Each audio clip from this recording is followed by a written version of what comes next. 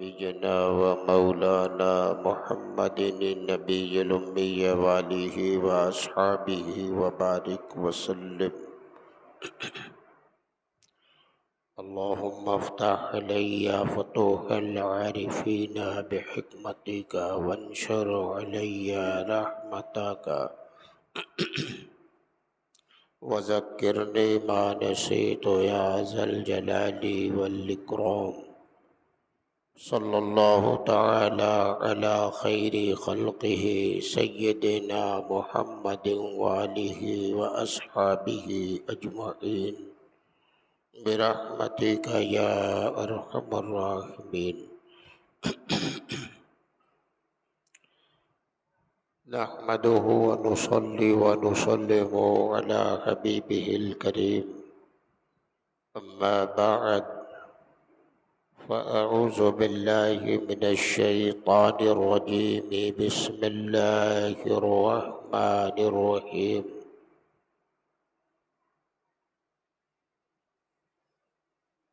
يا أيها النبي حسبك الله ومن اتبعك من المؤمنين. آمنت بالله صدق الله مولانا العظيم وصدق رسوله النبي الكريم ونحن على ذلك لمن الشاهدين والشاکرین والحمد للہ رب العالمین. مقتدر باعظمت علماء اہل سنت و برادران ملت و معزز سامعین و محترم حاضرین، السلام علیکم ورحمۃ اللہ وبرکاتہ. آئیے جی لگا کر سب سے پہلے ہم اور آپ انتہائی محبت کے ساتھ یک زبان و یک خیال ہو کر مدنی تاجدار سرکار ابد قرار حبیب کردگار محبوب پروردگار شفیع روز شمار اللہ تبارک و تعالیٰ کی تمام دولتوں اور تمام نعمتوں کے اس کی عطا سے مالک و مختار، لمبے لمبے ہاتھوں سے بھیک دینے والے، گرتوں کو اٹھانے والے، ڈوبتوں کو ترانے والے، نامرادوں کے دامن کو گوہر مراد سے بھر دینے والے، بزم کونین کے اجالے، مرانی فقد را الحق کا مزدع جافزہ سنانے والے، ہم غلاموں کا ہاتھ اپنے دستے پاک میں لے کر اللہ تبارک و تعالیٰ کے ید قدرت میں پہنچا دینے والے، کاشف الکروب ماہی الحوب شفیع الذنوب دانائے جمیع خفایا و غیوب، حضور اکرم تاجدار عرب و عجم مالک رقاب امم نبی محترم رسول مکرم نور مجسم شفیع امم سرکار احمد مجتبی محمد مصطفیٰ صلی اللہ تعالی علیہ وسلم کی بارگاہ بے کس پناہ میں جھوم کر بآواز بلند درود و سلام کا نذرانہ پیش کرے اور سب مل کر پڑھیں، اللہم صلی علی سیدنا و نبینا و مولانا محمد النبی الامی وآلہ و اصحابہ و بارک وسلم. حضرات گرامی، یہ ذی الحجۃ المبارکہ کا آخری عشرہ ہم پہ اور آپ پہ سایہ فگن ہے. اب یہ مہینہ رخصت ہونے والا ہے اور نئے سال کی شروعات ہونے والی ہے، ابتدائی مہینہ نئے سال کا محرم الحرام شریف کی آمد ہونے والی ہے۔ حج بیت اللہ کے تعلق سے مسلسل کئی جمعہ آپ حضرات نے گفتگو سماعت کیا اور دربار رسالت کی حاضری بھی بیان کی گئی۔ بارگاہ رسالت کی حاضری کی اہمیت، اس کی افادیت اور اس کی فضیلت آپ نے سنی ہے کہ اللہ تعالیٰ نے ارشاد فرمایا وَلَوْ أَنَّهُمْ إِذ ظَّلَمُوا أَنفُسَهُمْ جَاءُوكَ فَاسْتَغْفَرُوا اللَّهَ وَاسْتَغْفَرَ لَهُمُ الرَّسُولُ لَوَجَدُوا اللَّهَ تَوَّابًا رَحِيمًا،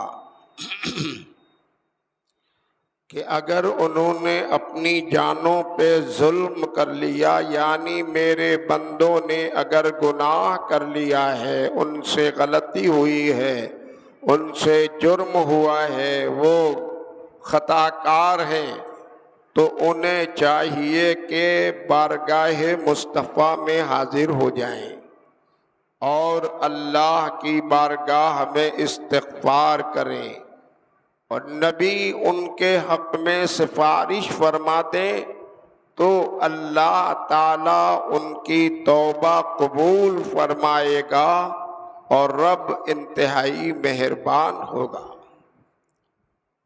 یہ بارگاہ رسالت کی حاضری کی تعلیم و ترغیب قرآن کریم نے ہمیں دی ہے۔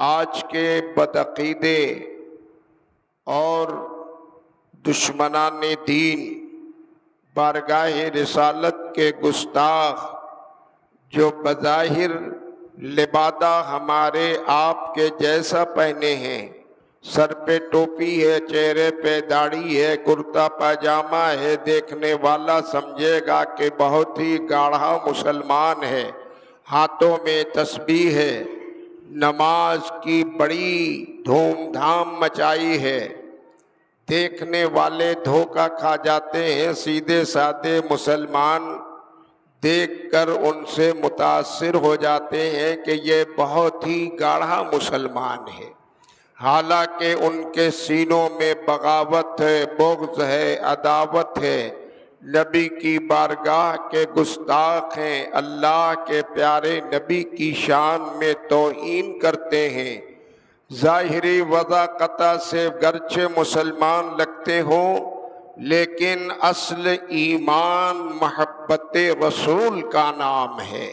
بارگاہ رسالت سے محبت رکھنے والے، اس بارگاہ کا ادب و احترام کرنے والے، اور نبی دو عالم کو اللہ نے جتنی عظمت، جتنی شرافت، جتنی رفعت بخشی ہے، جو رتبہ اونچا کیا ہے، ان سب کو من و عن ماننے والے، سرے تسلیم خم کرنے والے اگر کوئی اس جہان میں ہے تو اس کو اہل سنت و جماعت کہتے ہیں۔ اہل سنت و جماعت کے سینوں میں ایمان کی جلا ہے، محبت رسول کا چراغ جل رہا ہوتا ہے، پیغمبر اسلام کے وفادار ہیں اور ان سب کی غلامی میں جینے کی تمنا کرتے ہیں جن جن کو میرے مصطفیٰ کی بارگاہ سے قرب ہے، نبی نے جن جن کو نوازا ہے، سب کو اپنے سر کا تاج بنانے والی اگر کوئی جماعت ہے تو اس جماعت کا نام اہل سنت و جماعت ہے۔ اس کے علاوہ جتنے بھی فرقے ہیں، آپ ان سارے فرقوں کا جائزہ لیجئے، کہیں کوئی خرابی، کہیں کوئی نقص، کہیں کوئی کمی، کہیں گستاخی، کہیں بدتمیزی، گمراہی، اس کے علاوہ کچھ نہیں ملے گا۔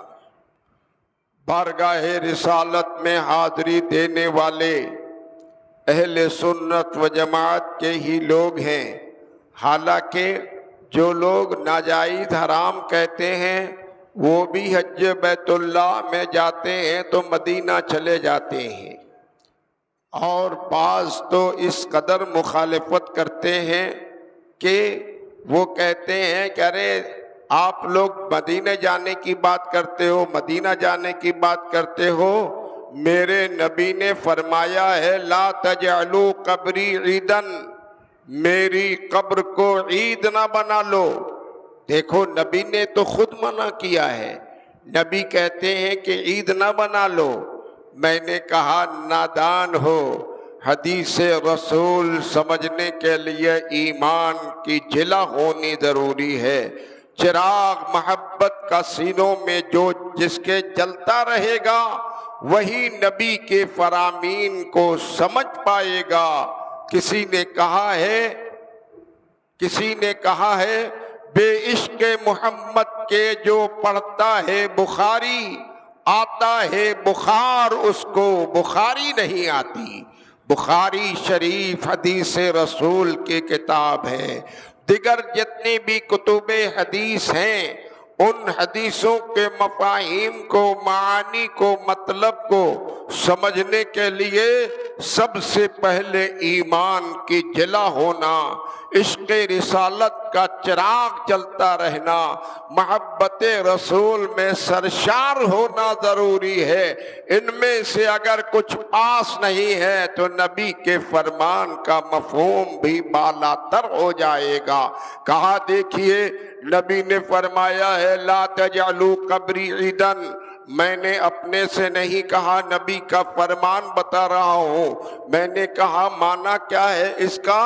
تو کہا کہ لا تجعلوا قبری عیدن کا معنی ہی یہ ہے کہ میری قبر کو عید نہ بنا لو۔ میں نے کہا مطلب کیا ہوا؟ کہنے لگا جیسے ہر سال یہاں وہاں تم لوگ سال میں ایک دن جایا کرتے ہو، ایسے ہی ہر سال میرے یہاں مت آنا، میرے یہاں آنے کی ضرورت نہیں ہے۔ میں نے کہا نادانی کے باتیں کرنے والے، سنو بدعقیدو، تم نے اتنا مفہوم نکالا کہ جانا نبی نے منع کیا ہے، اور اسی حدیث سے ہم اہل سنت کا یہ نظریہ ہے کہ نبی نے فرمایا ہے لا تجعلوا قبری عیدن، میری قبر کو عید نہ بنا لینا۔ مطلب یہ ہے نبی کے فرمان کا، اے میرے غلاموں، اے میرے وفاداروں، اے گناہگاروں، اے خطا کاروں، یہ دربار مصطفیٰ ہے، یہاں پر آنے کے لیے سال کا انتظار مت کرنا، جب جی میں آئے تب چلے آنا، جب آؤ گے بامراد ہو کر لوٹو گے۔ یہ نبی کے فرمان کا مطلب ہے۔ اور چوکھٹ تو بند ہو سکتی ہے اور دروازے تو بند ہو سکتے ہیں، لیکن میرے مصطفیٰ کا وہ دربار ہے جو شب و روز سال کے ہر مہینے ہر دن غلاموں کے واسطے کھلا رہتا ہے۔ اور نبی نے فرما دیا ہے حج بیت اللہ کے لیے تو دن مقرر ہے، جب وہ دن آئے گا تو حج ہوگا، لیکن میرے دربار میں آنے کے لیے کوئی دن مقرر تمہارے لیے نہیں ہے۔ جب آؤ گے تب مغفرت ہوگی، جب آؤ گے گناہوں سے پاک ہو جاؤ گے، جب آؤ گے بامراد ہو جاؤ گے، جو نیت سے آؤ گے اس نیت میں تمہیں کامیابی عطا ہو جائے گی۔ یہ دربار رسالت ہے، اور حاضری دینے والے حاضری دیتے ہیں بارگاہ رسالت میں۔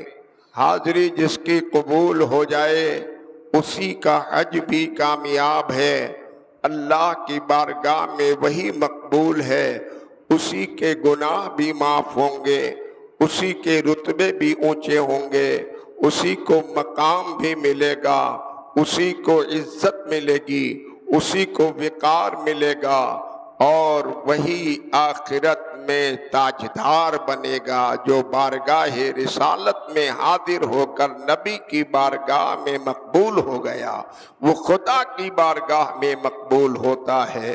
دکھا دے یا الہی وہ مدینہ کیسی بستی ہے جہاں پر رات دن مولا تیری رحمت برستی ہے۔ پروردگار عالم ہمیں آپ کو سب کو مدینۃ الرسول کی حاضری نصیب فرما دے۔ ایک صاحب نے سوال کر دیا، مولانا آپ نے تو اپنی تقریر میں یہ ذہن دیا جو گنہگار ہے، جو خطا کار ہے، جو مجرم ہے، جو نافرمان ہے، جس نے گناہیں کر لی ہیں وہ مدینہ جائے۔ مدینہ جائے گا تو تلافی ہو جائے گی، گناہوں سے آزادی مل جائے گی، خطائیں درگزر ہو جائیں گی، غلطیاں معاف ہو جائیں گی۔ اور مدینہ جانے کے لیے تو سرمایے کی ضرورت ہے۔ جس کے پاس پیسہ ہوگا، سرمایہ ہوگا، دولت ہوگی، وہ مدینہ جائے گا۔ گویا آپ کا نسخہ تو امیروں کے لیے ہوا، غریب بیچارہ کیا کرے گا؟ جو گنہگار ہے، مجرم ہے، خطا کار ہے، لیکن مفلس ہے، غریب ہے، نادار ہے، سرمایہ نہیں، وسائل نہیں، ذرائع نہیں، وہ مدینہ تو جا نہیں پائے گا۔ اور جب مدینہ جائے گا نہیں تو اس کے گناہ کیسے معاف ہوں گے؟ غلطیاں کیسے معاف ہوں گی؟ جرائم کی بخشش کیسے ہوگی؟ گویا آپ نے امیروں کے لیے نسخہ بتایا، غریبوں کے لیے کوئی آپ نے راستہ نہیں بتایا۔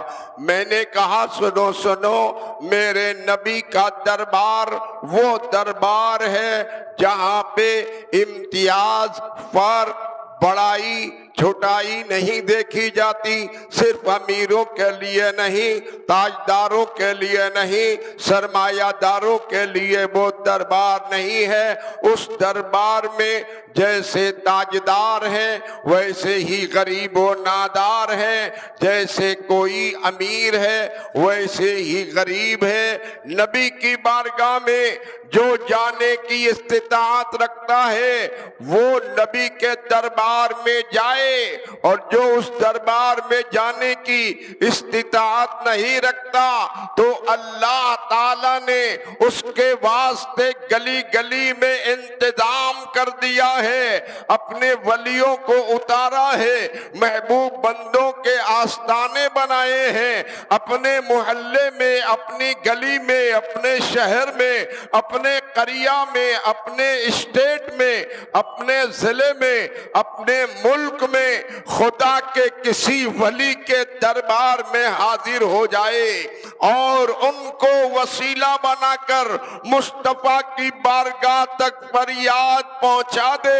میرا یقین و ایقان ہے بات کرے گا وہ قطب بنارس کی چوکھٹ پر، شیر بنارس کی چوکھٹ پر، مخدوم بنارس کی چوکھٹ پر، شاہ نور محمد کی دہلیز پر حاضر ہو کر انہیں وسیلہ بنا کر دعا کرے گا، فریاد یہاں کرے گا، ان کے توسط سے بات مدینے تک پہنچے گی، اور مدینے تک بات پہنچے گی، سید ابرار سفارش کے لیے ہاتھ بلند فرما دیں گے، یہی رہے گا، گناہوں سے پاک کر دیا جائے گا۔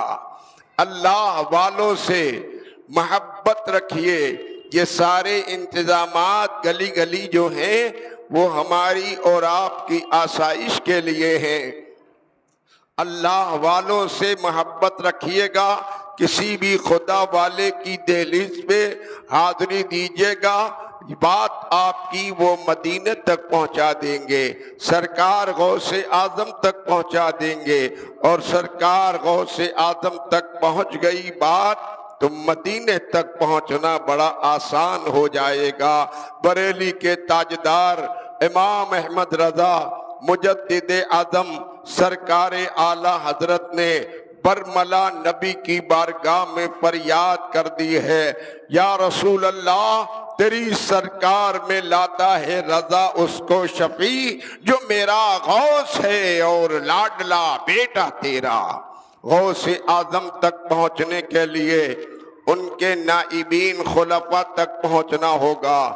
ان تک پہنچنے کے لیے منزل بمنزل اپنے مشائخ بزرگوں کی دہلیز پر ان کے دربار میں حاضری دینا ہوگا۔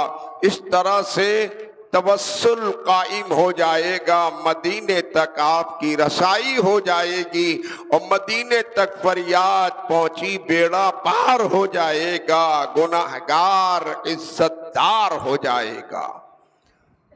حضرات، مدینۃ الرسول کی حاضری کبھی بھی دل سے دور نہیں کرنا چاہیے، ہمیشہ جستجو، ارمان، طلب، شوق، آرزو کا چراغ روشن رہنا چاہیے۔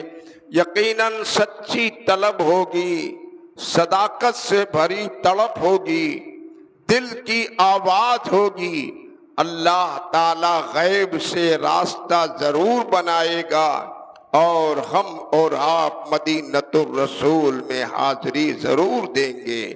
وہ دن مولا کریم ہم سب کو نصیب فرمائے کہ تیرے محبوب کے دربار میں ہم حاضر ہو جائیں اور خانہ کعبہ کا دیدار کریں، مقدس مقامات پہ ہماری حاضری ہو، اور پروردگار اپنے محبوب کے صدقے ہم سب کو کے گناہوں کو معاف فرما، غلطیوں کو درگزر فرما، ہمارے جرائم کو بخش دے، ہمیں عزت عطا فرما، وقار عطا فرما، بلندی عطا فرما، راحت عطا فرما، سکون عطا فرما۔ پروردگار ہمیں کامیابی، کامرانی سے ہمکنار فرما، ہماری دنیا بھی سنوار دے مولا، ہماری آخرت بھی نکھار دے مولا۔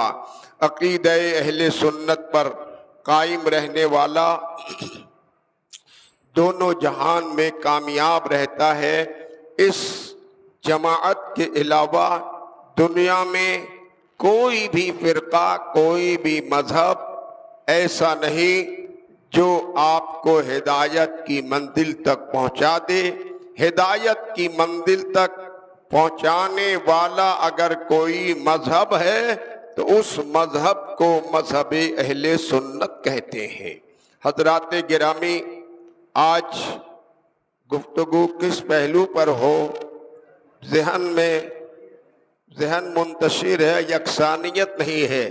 ایک طرف تو یہ ہمارا عنوان چل رہا تھا، دوسری طرف یہ آخری عشرہ جو ہے یہ بڑا ہی اہم ہے۔ اس کی 18 تاریخ یہ ایک ایسی اہم تاریخ ہے کہ ذی الحجۃ المبارکہ کی 18 تاریخ کو خلیفہ سوم امیر المؤمنین حضرت سیدنا عثمان غنی رضی اللہ تعالی عنہ کی تاریخ شہادت ہے، اور پھر اسی مہینے کی 26 تاریخ یا 28 تاریخ امیر المؤمنین تابش چہرہ دین مصطفیٰ کے سچے جانشین خلیفہ دوم حضرت سیدنا فاروق اعظم عمر ابن خطاب رضی اللہ تعالی عنہ کی تاریخ شہادت ہے۔ اور یہ دونوں شخصیتیں اسلامی دنیا میں ایسا نرالا مقام رکھتی ہیں کہ بس یوں سمجھ لیجئے کہ اسلام اور دین ایک قالب ہے، اور اس کی روح، اس کی جان، اس کی سلامتی اور اس کی ترقی کا نام عثمان غنی فاروق اعظم ہے۔ ان دونوں کو اگر اسلامی دنیا سے نکال دیا جائے تو اسلام میں کیا بچے گا؟ اللہ تعالیٰ نے مذہب اسلام کو پروان چڑھایا ہے، اور ان شخصیتوں نے اسلام کی راہ میں اپنی جانثاری پیش کی ہے، اسلام کو آگے بڑھانے میں خدمتیں کی ہیں۔ جیسی جیسی صعوبتیں، مصیبتیں، پریشانیاں، ظالموں کی طرف سے، کفار و مشرکین کی طرف سے پیش کی گئی ہیں، سب انہوں نے اپنے سینے پہ انگیزا ہے، لیکن مذہب اسلام کو پروان چڑھانے میں کوئی کور کسر باقی نہیں رکھی ہے۔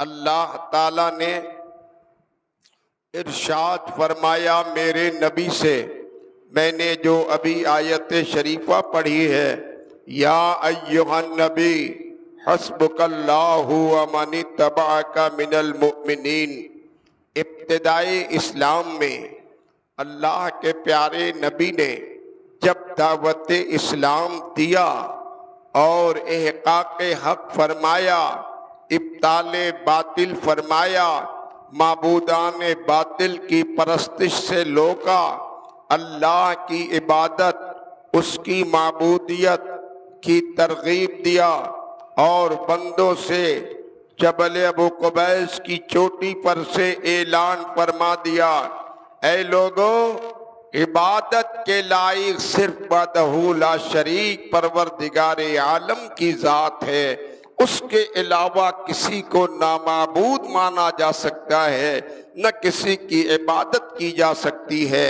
یہ اعلان ایسا تھا کہ بس مکے کی دھرتی پر افتراق پیدا ہو گیا، اختلاف پیدا ہو گیا، طرح طرح کی باتیں ہونے لگیں۔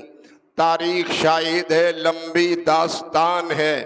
اللہ کے پیارے نبی کی اس دعوت پہ لبیک کہتے ہوئے جو مرد مجاہد بارگاہ رسالت میں حاضر ہوا اور نبی کی دعوت کو قبول کرتے ہوئے غلامی میں آیا، دامن کرم میں جگہ پائی، مذہب اسلام کو قبول کیا، اس ذات کا نام سیدنا صدیق اکبر ہے۔ یہ کام اسلام کا جاری ہو گیا، لمبی تاریخ ہے، 39 افراد داخل اسلام ہو چکے تھے۔ دشمنوں کی طرف سے سرکشی، ان کی طرف سے مظالم، طرح طرح کے ناپاک منصوبے رچے جانے لگے، ان پر ظلم ہوتا، مظالم ڈھائے جاتے، ستائے جاتے۔ وہ عرب کے کفار و مشرکین اپنی طاقت، اپنی دولت، اپنی ہمت کی بنیاد پر وہ چاہتے تھے کہ ان سب کو پیس کے رکھ دیا جائے، مسمار کر دیا جائے، کہ اللہ تعالیٰ نے، اللہ کے پیارے نبی نے حالات کو جب ایسا دگرگوں پایا، اور ادھر ایک طرف دشمنوں کی اپنی میٹنگ ہو رہی تھی، میٹنگ میں بڑے بڑے سرغنہ ابو جہل، ابو لہب وغیرہ سب اکٹھا تھے۔ وہ میٹنگ کر رہے تھے کہ یہ محمد ابن عبداللہ ہمارے آباء و اجداد کے دین کو باطل کہتے ہیں، یہ کعبے میں جتنے ہمارے معبود ہیں ان سب کو باطل کہتے ہیں، لہذا ہم لوگ ان کی پلاننگ، ان کی دعوت کا خاتمہ چاہتے ہیں، ایسی کوئی ترکیب ہو تو بتائے۔ شیطان ان میں حائل تھا، ابلیس کے تو طبیعت کی بات ہو رہی تھی، اس نے کسی کو ورغلایا اور اس نے کہا ایک ہی طریقہ ہے، محمد ابن عبداللہ کو قتل کر دیا جائے، معاذ اللہ ثم معاذ اللہ، ان کا گلا کاٹ دیا جائے، وہ نہیں رہیں گے، کچھ نہیں رہے گا، ساری پلاننگ ختم ہو جائے گی، ہمارا مذہب غالب ہو جائے گا۔ یہ بات پورے کفار و مشرکین کو بڑی پسند آئی، کہا یہ راستہ تو بہت اچھا ہے، لیکن محمد ابن عبداللہ کا قتل کرے کون؟ مجلس میں ایک بڑا مجاہد بھی، بڑا ہی حوصلہ مند ایک بہادر نوجوان بھی بیٹھا تھا، پوری جماعت کو اس کی بہادری پر، شجاعت پر، دلیری پر، حوصلے پر بڑا ناز تھا۔ لوگوں نے کہا یہ کام عمر ابن خطاب کو دیا جائے۔ عمر ابن خطاب کا نام آیا، میٹنگ میں یہ بات پاس ہو گئی۔ عمر ابن خطاب بھی انہی کفار و مشرکین کی میٹنگ میں تھے۔ بات طے ہو گئی، فیصلہ ہو گیا، عمر بھی پورے جذبے میں آئے، تلوار برہنہ ہاتھ میں لی، وہاں سے چلے اور دربار مصطفیٰ تک آ رہے ہیں، بڑے تیش میں، بڑے جلال میں، بڑے غصے میں۔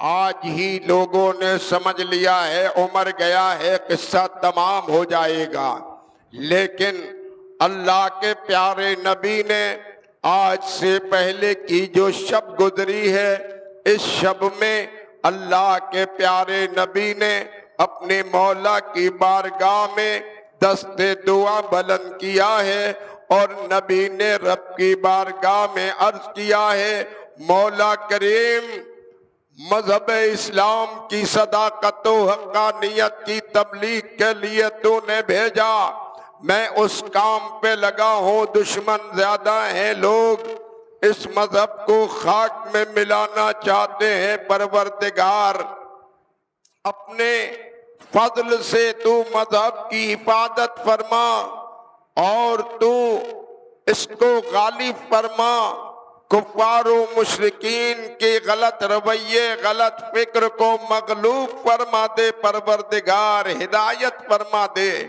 اور عمر ابن خطاب کو داخل اسلام فرما دے۔ وہ بڑا مجاہد ہے، اگر اسلام میں آ گیا تو پوری طاقت ہماری غالب ہو جائے گی، سارے کفار مغلوب ہو جائیں گے۔